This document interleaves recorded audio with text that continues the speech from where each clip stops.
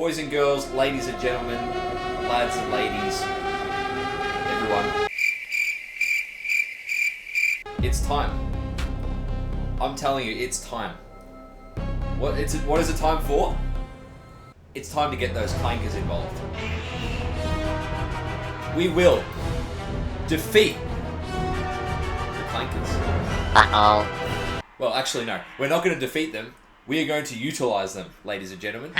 We're going to beat those clankers, those tin skins. You're nothing but a wire-back silver number crunching clanker! Into submission with words and love. Aww. And the lightsaber. I'm a filthy little clanker. God, it's a clanker, guys. Watch out. Nah, no more jokes, guys. Oh, less jokes now. We're going to be talking about agentic development in general and in Godot, otherwise known as Clankware engineering. This is the term I've coined. You're allowed to use it. I'll give you permission. So this video is going to be divided into 3 parts. Part 1 is going to be looking at the tool selection, what tools we have available for agentic development, and which ones I recommend for general use and for Godot game development. 2 will be a generic process and set of tips for agentic development for you to apply in your own development journey. And 3 are a couple of Godot specific considerations and tips to help out with working within the Godot engine and utilizing AI agents at the same time. Let's move on down to our tool choice table. Feel free to pause the video, screenshot this, whatever. Our first 2 tools are Codex and Claude Code. I've grouped these 2 together because they are terminal-based agentic tools. You simply open up one of your terminals, either within your IDE or totally separate. You prompt it, it will go in the background, create files, edit files, and you have your program made for you without any interjection to the actual files, without any visibility on the files. It just does it. These 2 tools are renowned for being fantastic for things like web development, building front ends, building flashy apps, but I do not recommend them for Godot game development. So if that's your primary interest, don't consider these 2. But pricing wise, they're around the same for the entry level tiers of $20 a month. Claude Code, from what I've heard, you really want to get the tier up from this to get access to Claude Opus, but that is something like $200 a month. It's very, very expensive. The tier up for Codex is also $200 a month. But if you pay for ChatGPT Plus, you get Codex, which is pretty good value. If you're interested in making web apps, doing sort of Python apps or data science work or any of that sort of stuff, these 2 tools definitely consider. If you're more interested in game development and also being able to do all of those things I just described, Windsurf and Cursor are your best friends. These are the more mature products. They use the same models that underlie Codex and Claude. So you have your Anthropic suite, so Haiku, Sonnet, Opus, and you also have your GPT-5 suite, high, medium, low, and you have the old OpenAI models as well, all within your IDE. So of the 2, I probably recommend Cursor. I've had the most success with that in terms of the quality of output that it produces. It's very, very good for the money. You get a fair amount of usage for that, and with some techniques later, you can really maximize that and get good value.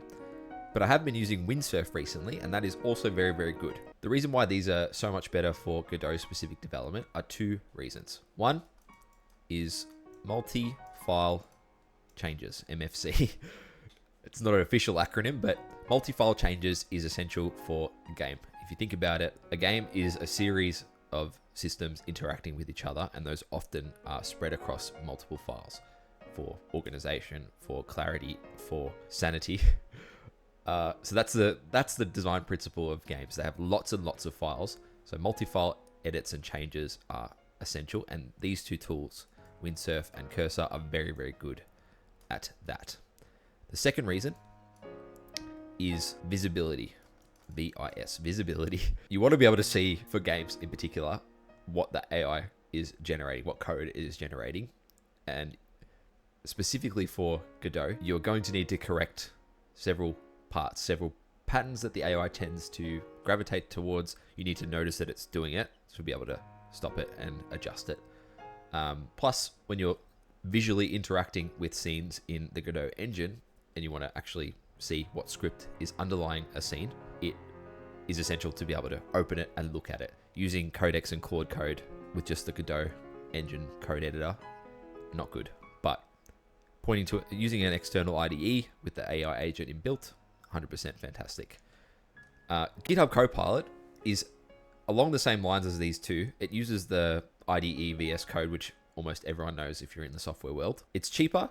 It has access to the same models. It is less good with item number 1 here, the multi-file changes. It is still pretty good, and you do have a free capacity there. So definitely give it a go if you're finding value from it, if your game is small enough in scope, or you're a proficient enough coder that you don't need the agent to do as much heavy lifting. Maybe you're more capable, more experienced.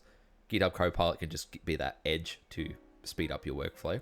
And it is cheaper, $10 a month US, circa $15 AUD. Gemini Code Assist is something I haven't personally used. I've used the other ones, but Gemini Code Assist is totally free and something to consider for maybe non-Godot based development, web apps, Python work, SQL, Linux, anything you can think of. It is probably a good entry point if it's free. You've got Gemini 2.5 Flash and Pro. Those are pretty decent models. Not as good as the other ones in my experience, but it's only getting better, and free is free. So to conclude, my recommendation, again, for Godot development and in general, Cursor or Windsurf really tick all the boxes. If you have cash to splash, I'd get, honestly, these 3 at the same time. Codex, Windsurf, Cursor. I just realized the price of Windsurf is not here. It's $15 US a month. So if you add those up, it ends up being cheaper than one of the second tier plans of either of these 3. So you have 3 different tools that give you enough usage for a lower cost. That's personally what I'm doing. It allows me to create all the software tools or software products that I'd like. I'm not limited by the shortfalls of any of them, but I also have enough usage and I get enough value out of them. So that'd be my recommendation. But if you're more budget orientated, GitHub Copilot for free in VS Code, which you should already have, and check out Gemini Code Assist, which is also free. Moving on, section 2, general agentic development tips / process.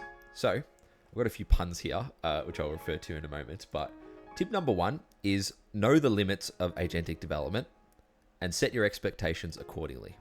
So what does that really mean? Well, do you want to make the next GTA 6 by yourself using AI agents? You do? Well, it's not really going to happen. Let me be honest, mate. Something super wide in scope and super complicated is going to be very tricky for AI agents to do by themselves completely. You can't lean on the agents for a high scope and a high complexity solution. You can lean on agents for small, refined, concise tasks in those environments. But if you went in and say, make GTA 6, and that's your whole prompt, it's not going to do it, all right? Don't expect too much. So set your Clank expectations accordingly. 2, learn your programming language. At a minimum, learn the syntax. Ideally, learn design patterns and do tutorials and real practical projects. The reality is, once you do that, you're still probably going to use the AI agents to make most of your stuff. That is just the reality. We're going to take the path of least resistance. But when you come to the inevitable junction of needing to change something that the AI has done, you need to know what to ask for in order to be maximally productive. You could probably get there without knowing by prompting over and over and over again, but you're using up your tokens, you're using up your usage limits, you'll run out and you will not have achieved what you want. If instead you had some experience, you've done some practical projects, you know how to read the code that is being generated, you can ask for a specific output and it can produce a better result. So think of it in another way.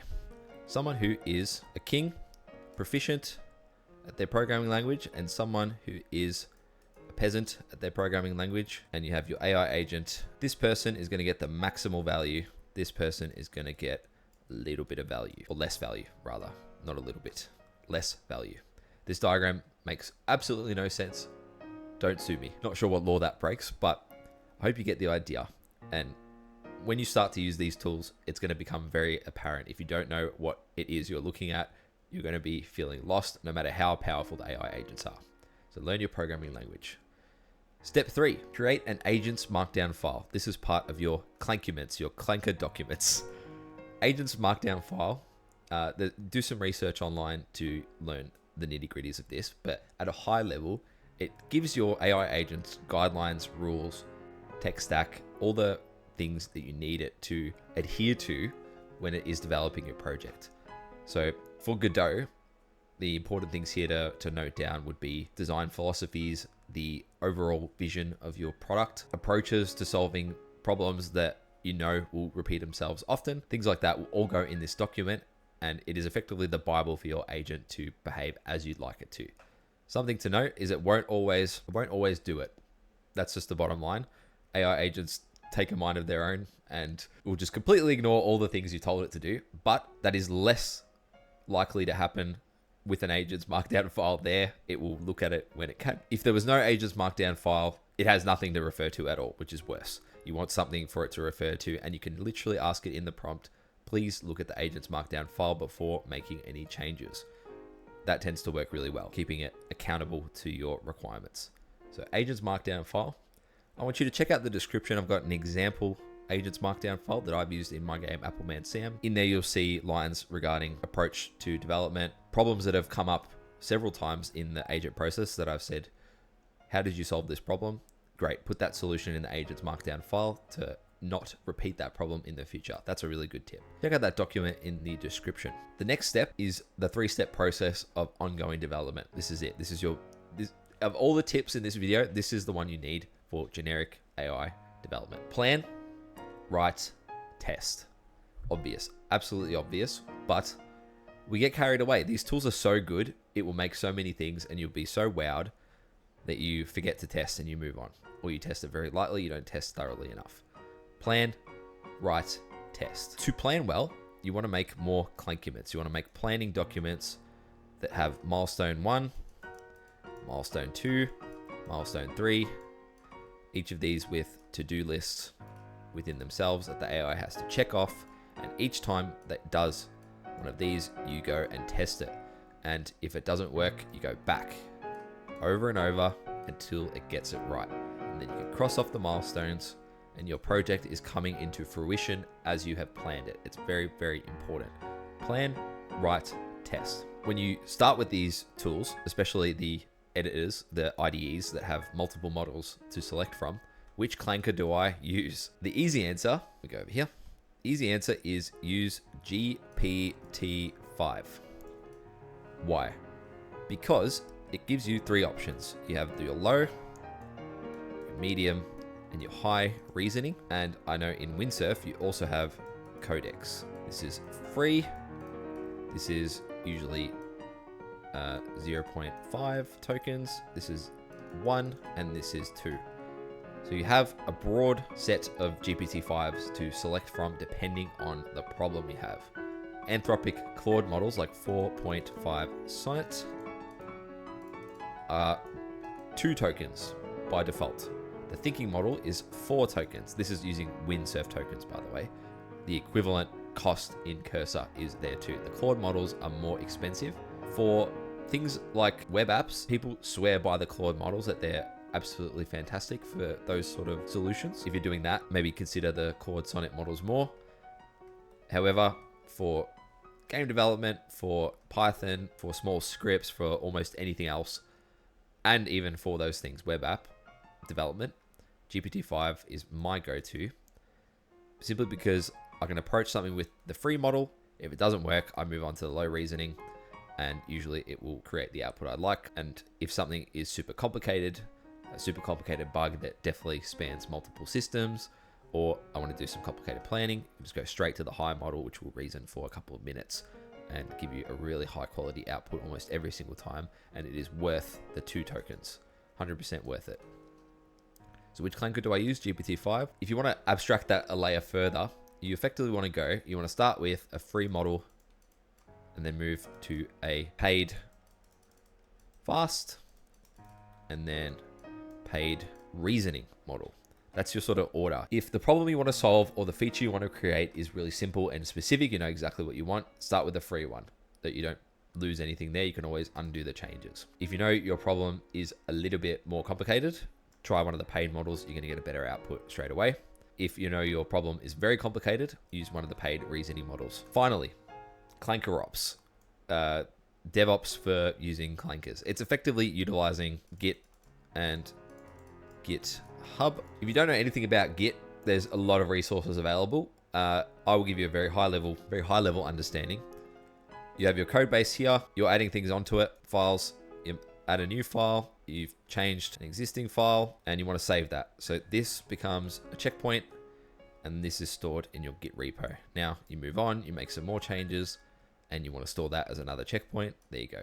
That's checkpoint 2. So checkpoint 1, checkpoint 2.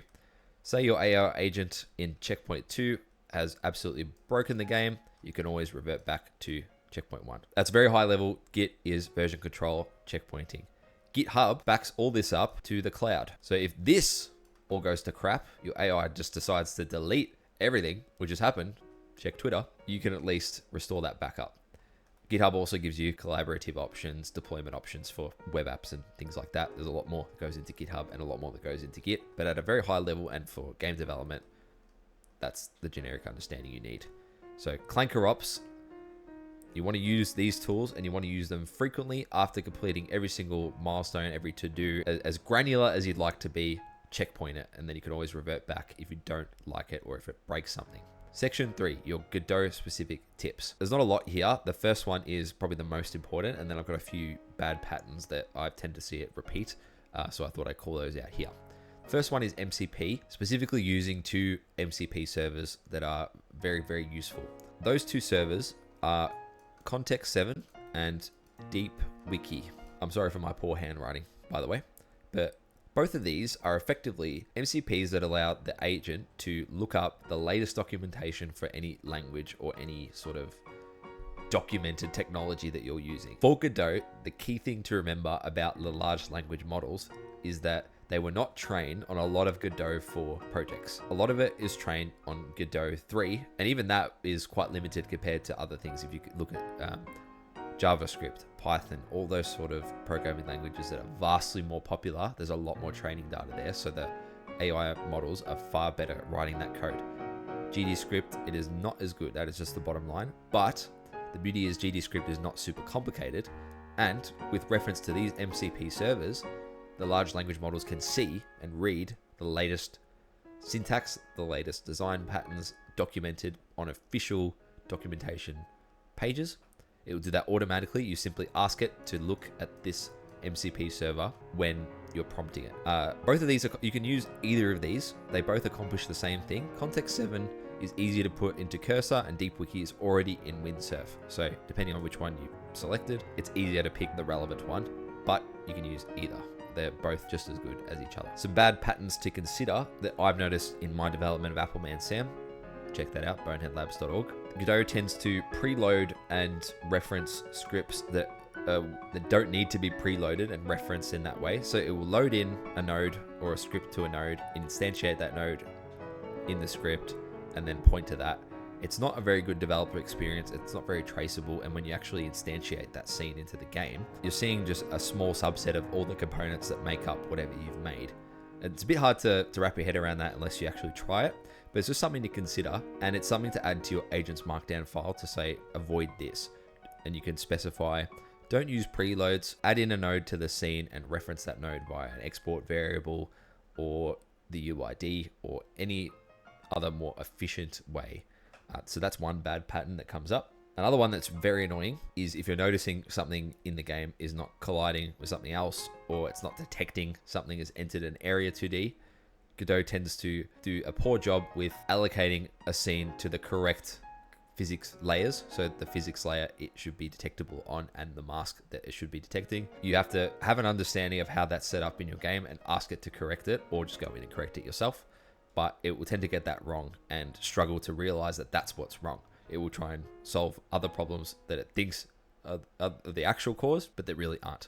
So if something like that is happening, check that. The third one is check the method of detection, especially for Area 2D. Godot, you'll notice if you have some experience with it, you've got groups and you've got functions like has method to detect if something is the thing you're checking for. Check what Godot is trying to do. If it tries to use groups and the entity is not even in the group it's checking for, There you go, that's an easy fix, but it won't realize that very quickly. Those are some catch-alls, and you can see that in the agents markdown file. If you put that in there, it will be more likely to consider those things before it makes changes, and it will understand what is wrong. So that's effectively it. If you have any questions about agentic development, I'm happy to speak from my experience and answer your questions in the comments below. Don't forget to check out boneheadlabs.org for more updates about the games that are coming out. Appleman Sam, hot on development. Got development streams every so often, a couple of times a week. So tune into those if you like, or just check out the previous videos where I'm sharing valuable information as I am made aware of it in my experience. So thank you again so much for watching. Catch you later.